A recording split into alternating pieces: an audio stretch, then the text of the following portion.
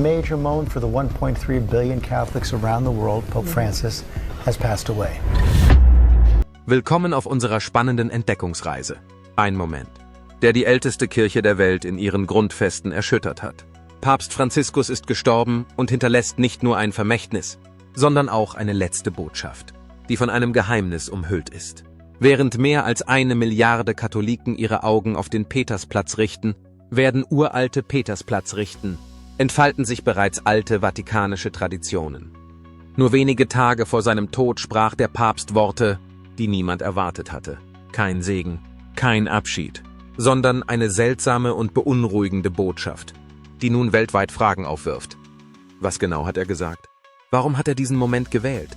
Und welche Geheimnisse hält der Vatikan möglicherweise vor den Augen der Öffentlichkeit verborgen? Das werden Sie bald herausfinden. Denn sobald dieses Geheimnis gelüftet ist, gibt es vielleicht kein Zurück mehr. Die letzte Warnung. Wenige Tage vor seinem Tod hinterließ Papst Franziskus etwas, das weitaus beunruhigender war als ein einfacher Abschiedsgruß. Es war kein Gebet, es war kein Segen, es war eine Warnung. Eine Botschaft, die so eindringlich war, dass sie Wellen der Angst und Faszination durch die weltweite christliche Gemeinschaft schickte. Er sprach von der Hölle, er sprach von Täuschung und er sprach von einer Dunkelheit, auf die die Menschheit nach seinen eigenen Worten nicht vorbereitet war. Jahrelang hatte Papst Franziskus den Begriff der Hölle auf eine Weise angesprochen, die viele überraschte. Er beschrieb es nicht mit Flammen oder Qualen, sondern mit etwas Kälterem, eine Leere, ein Ort der ewigen Entfernung von Gott, der nicht durch den göttlichen Zorn, sondern durch die Entscheidung des menschlichen Herzens, sich abzuwenden, hervorgerufen wird. Im Jahr 2014 wandte er sich direkt an die Mitglieder der Mafia und warnte sie, dass eine Weigerung, Buße zu tun, zur ewigen Trennung von Gottes Gegenwart führen würde. 2 Jahre später sagte er, dass diejenigen, die sich Christus verschließen, sich vom Licht selbst abschneiden. Selbst bei Kindern kam seine brutale Ehrlichkeit an. Auf die Frage eines jungen Mädchens, warum es die Hölle gibt, wenn Gott doch jedem vergibt, antwortete er, die Hölle ist nicht das, was Gott dir antut. Es ist das, was du wählst, wenn du ihn ablehnst. Er erzählte die Geschichte eines stolzen Engels, der die Liebe verweigert. Das, sagte er, ist das wahre Gesicht der Hölle. Nicht Bestrafung, sondern permanente Isolation von der Quelle des Lebens. Aber was dann kam, war noch schockierender. Der Papst begann von Kräften zu sprechen, die nicht nur spirituell, sondern global sind. Er deutete den Aufstieg von etwas Dunklerem an. Keine mythische Figur mit Hörnern, sondern eine Präsenz, die sich innerhalb der Machtsysteme bewegt. Er bezog sich auf das, was viele glauben, dass es in der Offenbarung beschrieben wird. Ein Biest mit 10 Hörnern und 7 Köpfen. Ein Imperium oder vielleicht ein Netzwerk, das die ganze Welt umspannt. Nach einer Interpretation kommt diese Bestie nicht von einem Schlachtfeld. Es steigt durch Reichtum auf, durch Einfluss. Es trägt keine Krone, sondern vielleicht ein Firmenlogo. Es befehligt keine Armeen, sondern Algorithmen. Papst Franziskus sprach von einer Theorie über einen Milliardär. Eine Person, deren finanzielle Macht die Politik verändern, die Wirtschaft umschreiben und große Teile der Bevölkerung kontrollieren könnte, ohne dass es jemand merkt. Einige sahen darin eine Metapher. Andere sahen es als eine Warnung. Denn diese Figur könnte theoretisch ein digitales System schaffen, das so in das tägliche Leben integriert ist, dass niemand mehr ohne es verkaufen oder funktionieren kann. Und diese Vorstellung ist keine Fiktion. In der heutigen Welt sehen wir bereits den Aufstieg von zentralisierten digitalen Währungen. Wir sehen, dass biometrische Ausweisprogramme getestet werden. Wir sehen, dass die Lebensmittelverteilungssysteme zunehmend von Lieferketten abhängen, die von immer weniger Menschen kontrolliert werden. Für die einen ist das Effizienz, für andere sieht es aus wie eine Prophezeiung, die wahr wird. Papst Franziskus hat keine Namen genannt. Er behauptete nicht zu wissen, wer diese Person sein könnte. Aber er wies auf Muster hin. Er sprach davon, wie Technologie, wenn sie missbraucht wird, zu subtilen Formen der Kontrolle führen kann. Er beschrieb, wie Macht, wenn sie unkontrolliert ist, das Potenzial hat, Glauben durch Angst und Wahrheit durch Bequemlichkeit zu ersetzen. Und vielleicht am erschreckendsten war, dass er eine Frage stellte, die viele nie laut auszusprechen gewagt hatten. Wenn die größte Täuschung nicht mit Gewalt, sondern mit Trost kommt. Wenn der Weg ins Verderben nicht mit Drohungen, sondern mit Versprechen gepflastert ist. Dies sind nicht die Worte eines Verschwörungstheoretikers. Sie wurden vom Oberhaupt einer der ältesten spirituellen Institutionen der Welt gesprochen. Und er hielt sie als seine letzte öffentliche Botschaft. Was hat Papst Franziskus gesehen? Was hat er befürchtet? Warnte er uns vor einer bestimmten Person oder wies er auf etwas Größeres hin? Einen Geist der Täuschung, der bereits am Werk ist, der die Werte umformt, die Wahrheit neu definiert und die Menschheit auf eine Zukunft vorbereitet, die sie noch nicht kennt? Während die Welt über sein Vermächtnis nachdenkt, sticht diese Botschaft heraus. Nicht wegen ihrer Politik, sondern wegen ihrer Dringlichkeit. Ein letzter Aufruf zum Aufwachen, bevor etwas Unumkehrbares eintritt. Und die Frage bleibt, war dies nur eine geistige Reflexion? Oder der letzte Hinweis eines Mannes, der den Sturm kommen sah? Bleiben Sie neugierig, bleiben Sie kritisch. Denn manchmal sind die wichtigsten Botschaften nicht die, die geschrien werden. Es sind die, die geflüstert werden, direkt vor der Stille. Der politische Antichrist. Das Buch Daniel enthält einige der dramatischsten Warnungen der gesamten Heiligen Schrift. Es spricht von einem zukünftigen Führer, der die göttliche Autorität offen in Frage stellt, die Gesetze umschreibt und sich gegen die Gläubigen wendet. Einige Auslegungen legen nahe, dass diese Figur mit modernen Kontrollsystemen in Verbindung gebracht werden könnte, vielleicht sogar mit einer Person von unermesslichem Reichtum und Einfluss. Wenn ja, wäre dies jemand, der nicht nur die Wirtschaft kontrolliert, sondern auch die Kultur umgestaltet, die Geschichte verändert und die Rebellion als etwas Edles und Fortschrittliches neu definiert. Finanzielle Macht ist jedoch nicht der einzige Weg zum Einfluss. Eine andere Perspektive legt nahe, dass diese trügerische Figur in der Politik aufsteigen könnte. Nicht mit Armeen oder Gewalt, sondern mit Charme, Charisma und überzeugender Rede. Ein Führer, der Bewunderung und Loyalität gewinnt, während er die Menschen langsam von der geistigen Wahrheit wegführt. Im Laufe der Geschichte haben sich Generationen gefragt, ob eine solche Figur bereits unter ihnen wandelte. Nicht wegen dem, was sie in ihren Reden sagten, sondern wegen der Art und Weise, wie sie die Überzeugungen und Herzen veränderten. Von diesem Ausgangspunkt aus begannen einige Denker, darunter auch Papst Franziskus in seinen späteren Überlegungen, tiefere, symbolische Ideen zu erforschen. In einem davon geht es um die Rückkehr von etwas Altem und Mächtigem, nicht um ein Königreich mit Schwertern und Schilden, sondern um ein Imperium mit Einfluss. Eine moderne Version der Kontrolle, die auf globalem Handel, digitaler Reichweite und medialer Dominanz beruht. In dieser Vision steigt der trügerische Anführer nicht durch Konflikte auf, sondern durch kalkulierte Allianzen, die Kontrolle von Ressourcen und die Steuerung von Krisen zum persönlichen Vorteil. Aber die beunruhigendste Theorie hat nichts mit Politik oder Milliardären zu tun. Sie besagt, dass die wahre Bedrohung aus der geistigen Welt selbst kommen könnte. Nach dieser Vorstellung könnte die trügerische Figur ein religiöser Führer sein, jemand, dem die Gläubigen vertrauen, der für seine Weisheit bewundert wird und der konfessionsübergreifend respektiert wird. Doch hinter dieser Erscheinung verbirgt sich etwas Dunkles. Das Matthäusevangelium warnt vor Wölfen im Schafspelz. Dies ist keine Geschichte über Eindringlinge von außen, sondern über Verrat, der von innen kommt. Manche sagen, dass dies die gefährlichste Form der Täuschung ist. Denn wenn der Zweifel das Gewand des Glaubens trägt, ist es schwieriger, ihn zu erkennen. Papst Franziskus bezog sich in seinen letzten Botschaften auf Lehren über solche Zeiten. Er hat nie mit dem Finger auf jemanden gezeigt oder Namen genannt, sondern betont, dass die geistige Täuschung real ist und die meisten Menschen zu abgelenkt sind, um sie zu bemerken. Seine letzten Worte waren nicht dazu gedacht, Angst zu schüren, sondern Bewusstsein zu wecken. Er beschrieb die Hölle nicht als einen brennenden Ort, sondern als einen Weg, den man wählt, wenn man sich von der Liebe, von der Wahrheit und vom Licht abwendet. Er warnte davor, dass die größten Gefahren oft im Verborgenen lauern, bereits vorhanden sind und unbemerkt den Verstand beeinflussen und die Herzen verändern. Eine weitere Idee, die in den letzten Jahren die Neugierde geweckt hat, ist die sogenannte Theorie der Täuschung durch Außerirdische. Diese Theorie besagt, dass, wenn ein betrügerischer Anführer mit einer Technologie oder einem Wissen auftauchen würde, das weit über die menschlichen Fähigkeiten hinausgeht, viele ihn als Retter ansehen würden. Die Alien-Täuschung. Es gibt eine Theorie, die auf wachsendes Interesse stößt. Eine Theorie, die über die traditionellen Vorstellungen hinausgeht und die Möglichkeit eines Einflusses untersucht, der von einer Quelle ausgeht, die weit über das hinausgeht. was wir als gewöhnlich betrachten. Dieses Konzept legt nahe, dass eine fortgeschrittene Intelligenz, ob symbolisch oder buchstäblich, eine Schlüsselrolle bei der Neugestaltung der Zukunft der Menschheit spielen könnte. In dieser Version würde die Präsenz nicht mit Spektakel oder Lärm einhergehen. Stattdessen wäre sie ruhig, kalkuliert und im Verborgenen. Nicht durch sichtbare Macht, sondern durch Einfluss auf Ideen, Kommunikation und globale Trends, Persönlichkeiten des öffentlichen Lebens.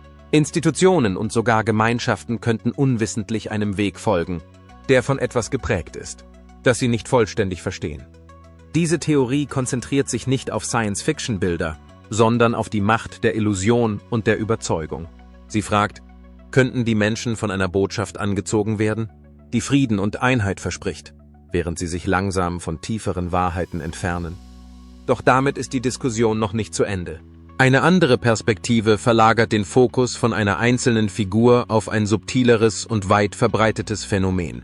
Es handelt sich nicht um jemanden, der von außen kommt, sondern um Ideen, die sich bereits in der Gesellschaft bewegen.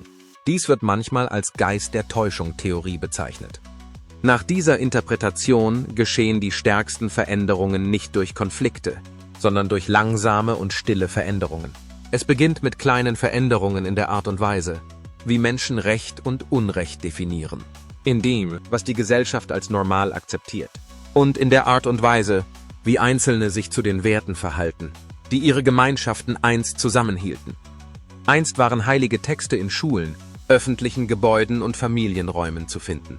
Heute verschwinden sie, zusammen mit den Traditionen, die sie stützten. Diese langsame Erosion ist anfangs nicht immer sichtbar, aber mit der Zeit entsteht eine Kultur, die sich mehr auf sich selbst als auf den Sinn konzentriert, die sich mehr zum Komfort als zur Wahrheit hingezogen fühlt. Wenn die Menschen nicht mehr durch etwas Tieferes geerdet sind, werden sie offener für jede Stimme, die eine Richtung vorgibt. Und wenn schließlich eine globale Persönlichkeit mit einer Botschaft der Einheit und des Fortschritts auftaucht, werden viele diese Botschaft ohne Frage begrüßen, einfach weil sie die ganze Zeit darauf vorbereitet waren. Hier geht es nicht um Angst, es geht um Bewusstsein. Es geht darum, die richtigen Fragen zu stellen und wachsam zu bleiben gegenüber den Kräften, die unsere Welt formen. Ob sie nun von Machtpositionen oder von den leisen Strömungen der Kultur kommen. Die Prophezeiung des letzten Papstes. In den letzten Jahren haben die Gespräche über Glauben und globale Führung unerwartete Wendungen genommen. Ein Name, der häufig im Mittelpunkt dieser Diskussionen steht, ist Papst Franziskus. Einige Betrachter und Kommentatoren verwiesen auf eine jahrhundertealte Prophezeiung, die dem heiligen Malachias zugeschrieben wird, in der von einem letzten Papst namens Petrus der Römer die Rede ist. Nach dieser Theorie würde das letzte Oberhaupt während einer Zeit großer geistlicher Prüfungen dienen. Die Idee tauchte in der Neuzeit wieder auf und erregte die Aufmerksamkeit vieler, als Papst Franziskus nach dem Rücktritt von Papst Benedikt XVI. Bei seinem ersten öffentlichen Auftritt als Papst machte Franziskus eine leichtfertige Bemerkung und bat im Namen der Kardinäle, die ihn gewählt hatten, um Vergebung. Während einige dies als einen Moment der Demut ansahen, meinten andere, dies sei ein Hinweis auf eine ganz andere Art der Führung. Im Laufe der Jahre hat Papst Franziskus Ideen eingebracht, die manchmal eine Debatte auslösten. So sprach er zum Beispiel über die Einheit zwischen den verschiedenen Glaubensrichtungen und veranstaltete sogar interreligiöse Treffen im Vatikan. Er unterstützte die Idee, dass Taten des Mitgefühls und der Güte einen tiefen spirituellen Wert haben, unabhängig von der eigenen Herkunft. Er zeigte sich auch offen für die Wissenschaft und moderne Interpretationen der Schöpfung und betrachtete die Evolution und den Glauben an Gott als vereinbar. Zu seinen Bemühungen, Brücken zwischen den Religionen zu bauen, gehörten Momente des Gebets an der Seite von Führern anderer Religionen. Für die einen bedeuteten diese Schritte Fortschritt und Integration. Für andere waren sie eine ungewohnte Abweichung von den traditionellen Erwartungen. Manchmal stellte seine Sprache lang gehegte Interpretationen in Frage. Er sprach vom Kruzifix als Symbol des Geheimnisses im Angesicht des menschlichen Leidens und räumte ein, dass es auf manche Fragen vielleicht nie klare Antworten geben wird. Er lenkte die Aufmerksamkeit auch auf Fragen der Ungleichheit, des Umweltschutzes und der Notwendigkeit von Empathie in einer geteilten Welt. Einige Momente seines Pontifikats waren symbolisch und geheimnisvoll. So wurden beispielsweise während einer seiner Friedensgesten weiße Tauben, die auf dem Vatikanplatz freigelassen wurden, von anderen Vögeln angegriffen. Obwohl dies wahrscheinlich zufällig geschah, hinterließ es einen starken visuellen Eindruck. In anderen Fällen sorgten unerwartete Naturereignisse während religiöser Besuche für Schlagzeilen und weckten die Neugier der Öffentlichkeit. Während seiner Zeit als Papst hat Franziskus oft den Dialog, die Demut und das Mitgefühl gefördert, seine Bereitschaft, Klartext zu reden, selbst wenn seine Worte für Überraschung sorgten, machte ihn zu einer der meistdiskutierten religiösen Persönlichkeiten unserer Zeit. Ob man ihn nun als Reformer, Einiger oder einfach als eine Stimme sieht, die versucht, den Glauben an die moderne Realität anzupassen. Sein Einfluss wird noch viele Jahre lang zu spüren sein. Die letzten Tage und Rituale des Papsttums. Im Jahr 2016 erregte ein Video mit den weltweiten Gebetsanliegen von Papst Franziskus neue Aufmerksamkeit. Die Botschaft konzentrierte sich auf die Einheit und das Verständnis zwischen Menschen verschiedener Glaubensrichtungen und Hintergründe. Es zeigte Symbole der großen Weltreligionen und betonte Mitgefühl und gemeinsame Werte.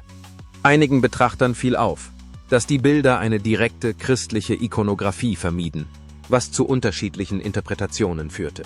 Im selben Jahr lobte der Papst Persönlichkeiten, die für ihr humanitäres Engagement bekannt waren, auch wenn ihre Ansichten nicht immer mit den traditionellen Lehren der Kirche übereinstimmten. Dies öffnete die Tür zu einem öffentlichen Dialog darüber, wie weit die Kirche in der heutigen Zeit zu gehen bereit ist. In seinen öffentlichen Äußerungen hat Papst Franziskus in einer Weise gesprochen, die die Zuhörer oft überraschte. Er sprach Themen wie Umweltschutz, soziale Gerechtigkeit und die Rolle der Frau in der Kirche an. Er warf auch nachdenklich stimmende Fragen zu althergebrachten religiösen Interpretationen auf. Einige seiner Äußerungen wurden als symbolisch angesehen, da sie die Menschen dazu anregten, die Bedeutung des Glaubens für das heutige Leben zu überdenken. Ein Beispiel war sein Vorschlag, dass Ungleichheit ein größeres Problem für die Menschheit sein könnte als die traditionellen Vorstellungen von persönlicher Schuld. Im Jahr 2017 traf er eine bahnbrechende Entscheidung, indem er eine protestantische Persönlichkeit zur Mitarbeit an einer katholischen Publikation ernannte. Etwa zur gleichen Zeit wurde während einer weltweiten Sportveranstaltung ein Video veröffentlicht, das sich auf Einheit und Frieden konzentrierte, ohne spezifische religiöse Bezüge. Diese Aktionen lösten lebhafte Diskussionen innerhalb der Religionsgemeinschaften aus. Einige lobten den inklusiven Ton, während andere auf klarere, in der Tradition verankerte Leitlinien hofften. Papst Franziskus hat sich oft gegen Spaltung ausgesprochen und die Welt an die Notwendigkeit des gegenseitigen Respekts über Kulturen und Glaubensrichtungen hinweg erinnert. Er sprach moderne Herausforderungen an, darunter religiöse Missverständnisse, und lud zum Dialog zwischen Menschen mit unterschiedlichen Ansichten ein. Gleichzeitig schuf er Raum für offene Fragen und die aufrichtige Erforschung der tieferen Bedeutungen des Glaubens. In den darauffolgenden Jahren gab es immer wieder Debatten über seinen Umgang mit Themen wie Wissenschaft, Ethik und Tradition.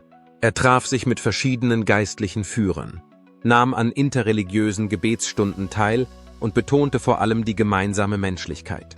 Sein Vermächtnis wurde zu einem Paradoxon. Er wurde bewundert und gleichzeitig in Frage gestellt, weil er versuchte, jahrhundertealte Lehren mit einer sich rasch verändernden Welt in Einklang zu bringen. Einige sahen dies als Entwicklung, andere als Spannung. Als Papst Franziskus verstarb, sahen viele das Ende eines bemerkenswerten Kapitels. Im Vatikan begannen sofort uralte Bräuche. Der erste Schritt war die Bestätigung des Ablebens des Papstes. In einer privaten Kammer vollzog ein hochrangiger Beamter, der sogenannte Camerlengo, derzeit Kardinal Kevin Farrell, das feierliche Ritual.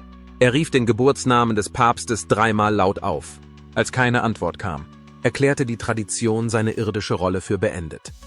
Historisch gesehen war dieser Moment mit einem zeremoniellen Silberhammer verbunden, der sanft auf die Stirn geschlagen wurde, um den Tod zu bestätigen. Der Hammer wird zwar nicht mehr verwendet, aber die Bedeutung bleibt bestehen. Sobald die Bestätigung erfolgt ist, setzt sich das vatikanische Protokoll sofort in Bewegung. Der apostolische Palast wird versiegelt. Dies hat nicht nur symbolische Bedeutung, sondern dient auch dem Schutz. Die persönlichen Gegenstände des Papstes werden eingesammelt und geprüft. Einige werden archiviert, andere werden verteilt und einige wenige ausgewählte Gegenstände werden endgültig vernichtet. Dazu gehört der Fischerring, ein einzigartiges Symbol, das von jedem Papst getragen wird. In der Vergangenheit wurde er zum Versiegeln wichtiger Dokumente verwendet. Um zukünftigen Missbrauch zu verhindern, wird der Ring immer zerstört. Der Ring von Papst Franziskus erlitt das gleiche Schicksal. Er wurde von hochrangigen Kirchenvertretern beobachtet und markiert das Ende seiner Rolle in der Kirchengeschichte. Die Aufmerksamkeit richtete sich dann auf den Leichnam des Papstes. Früher wurden die Päpste einbalsamiert und auf einen erhöhten Aufbau, den Katafalk, gelegt. Papst Franziskus hat jedoch vor seinem Tod eine persönliche Entscheidung getroffen. Im Jahr 2024 bat er um eine einfachere Bestattung. Er wurde in einem schlichten Holzsarg mit einer Zinkverkleidung beigesetzt. Ein Bruch mit den aufwendigeren Bräuchen der Vergangenheit. Diese Entscheidung spiegelt seine lebenslange Botschaft der Demut wider. In der Zwischenzeit blieb die Schweizer Garde an seiner Seite, so wie sie es zu Lebzeiten getan hatte. Bekannt für ihre farbenfrohen Uniformen und ihre feierliche Aufgabe, sind diese Wachen mehr als nur eine Zeremonie. Ihre Loyalität reicht Jahrhunderte zurück. Bis zum heutigen Tag ist ihr Engagement ungebrochen. Tag und Nacht stehen sie Wache. Modernste Sicherheitstechnik schützt auch das Gelände des Vatikans. Kameras scannen jeden Winkel. Bewegungssensoren überwachen jede Bewegung. Und eine spezielle Ausrüstung verhindert unbefugte Luftüberwachung. Der Übergang beginnt. 3 Tage lang wird der Saint. Der Petersdom wird für 3 Tage zum Zentrum der stillen Besinnung. Tausende von Gläubigen gehen schweigend an dem einfachen Holzsarg von Papst Franziskus vorbei. Die Erhabenheit des Ortes kontrastiert mit der Bescheidenheit des Mannes. Keine prunkvolle Inszenierung, nur ein letzter gemeinsamer Moment zwischen Führer und Volk. Doch am 4. Tag weicht diese Zeit der Trauer einer tieferen Bedeutung. Die letzte Reise des Papstes beginnt. Anders als die meisten Päpste der letzten Zeit, die unter der Basilika beigesetzt wurden, wählte Papst Franziskus einen weniger ausgetretenen Weg. Er bat darum, in der Basilika St. Maria Major beigesetzt zu werden. Maria Major, einer der ältesten und wertvollsten Kirchen Roms, beigesetzt werden. Dieser Ort hatte eine tiefe persönliche Bedeutung für ihn. Während die Welt trauert, muss sich die Kirche der Zukunft zuwenden. 7 Tage nach dem Tod des Papstes versammelt sich das Kardinalskollegium in Rom. Sie beginnen mit den Vorbereitungen für das Konklave, den geheimen und heiligen Prozess, der das nächste Oberhaupt der katholischen Kirche wählen wird. Der Ursprung des Wortes Konklave bietet einen Einblick in die Geschichte. Es stammt aus dem Lateinischen und bedeutet mit einem Schlüssel. In der heutigen Zeit ist das Verfahren sehr sicher. Die Kardinäle sind in der Vatikanstadt untergebracht und von jeglicher Kommunikation nach außen abgeschirmt. In der Sixtinischen Kapelle, wo die Abstimmung stattfindet, werden elektronische Signale blockiert. Die von den Kardinälen eingesetzten Fahrzeuge verfügen über eingebaute Störsender. Es wird alles getan, um die Integrität der Entscheidung zu schützen. Die Stimmabgabe erfolgt mit Stimmzetteln aus Papier. Nach jedem Wahlgang werden die Stimmen verbrannt. Die Welt beobachtet den Schornstein der Sixtinischen Kapelle. Wenn der Rauch schwarz ist, gibt es keine Entscheidung. Wenn der Rauch weiß wird, ist ein neuer Papst gewählt worden. Dieses einfache und wortlose Signal wird sofort in die ganze Welt hinausgetragen. Manchmal dauert es Stunden, manchmal dauert es Tage. Aber am Ende wird eine neue Stimme vom Balkon über dem Petersplatz sprechen. Petersplatzes. Mit ein paar lateinischen Worten beginnt eine neue Ära. Was liegt also vor der Kirche? Welche Art von Führungskraft wird als nächstes auftreten? Das sind Fragen, die nur die Zeit beantworten kann. Aber eines ist sicher. Mit jedem Ende kommt ein neuer Anfang. Teilen Sie uns Ihre Gedanken in den Kommentaren mit. Und wenn dich diese Geschichte bewegt hat, vergiss nicht, das Video zu mögen und es zu abonnieren, um mehr über die Momente zu erfahren, die Glauben und Geschichte prägen. Vielen Dank fürs Zuschauen und wir sehen uns in der nächsten Folge wieder.